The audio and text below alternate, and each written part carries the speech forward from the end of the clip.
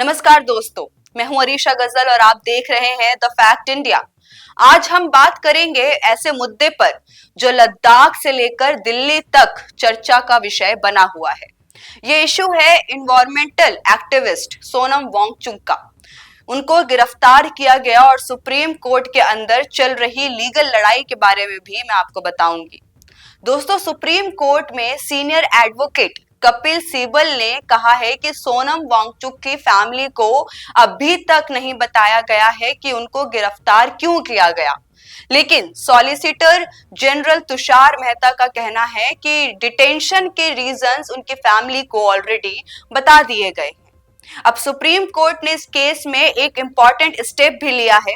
Central Ladakh और Jodhpur jail administration को notice issue कर दिया गया है और सुनवाई की अगली तारीख रखी गई है 14 अक्टूबर।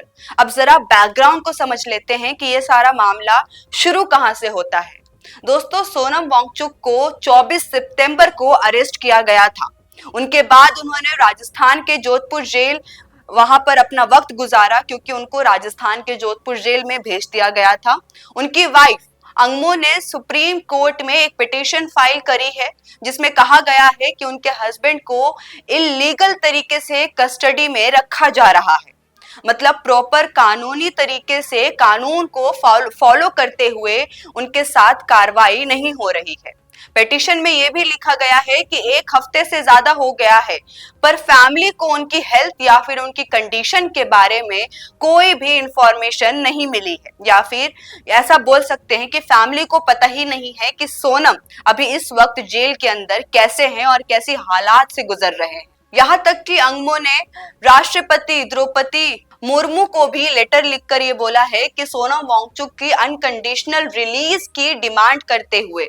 अब यहाँ पर एक बड़ा सवाल उठता है, क्या लद्दाख वायलेंस के बाद भी अरेस्ट सिर्फ और सिर्फ लॉ और ऑर्डर के लिए किया गया था, या फिर इसके बाद कोई और बड़ा पॉलिटिकल एंगल भी निकल कर आएगा?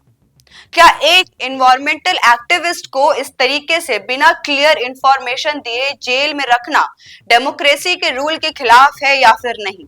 ये केस एक एग्जाम्पल बन सकता है दोस्तों, एक एक्टिविस्ट को और एक सरकार के बीच में क्या टेंशन बना हुआ है, इस चीज का एक बड़ा एग्जाम्पल बन सकता है। तो दोस्तों, आपको क्या लगता है, क्या सोनम वांगचुक को इल्लीगल तरीके से अरेस्ट किया गया है या फिर गवर्नमेंट के पास वैलिड रीजन है? और अगर है तो वो पब्लिक में आकर अपने रीजंस को क्यों नहीं बता रहे हैं? अपने ओपिनियंस को नीचे कमेंट सेक्शन में जरूर बताइएगा। जाते जाते इस वीडियो को लाइक करना मत भूलिएगा और सब्सक्राइब करिए द फैक्ट इंडिया। बिजनेस अच्छा हो सकता है, लेकिन अगर नाम नहीं दिखा तो पहचान कैसे बनेगी?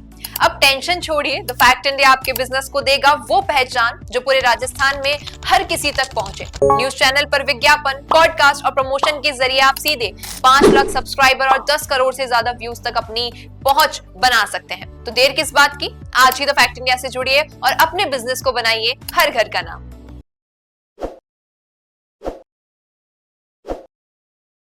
ताज़ा खबरों के लिए विजिट करें द फैक्ट इंडिया की वेबसाइट और डाउनलोड करें द फैक्ट इंडिया ऐप।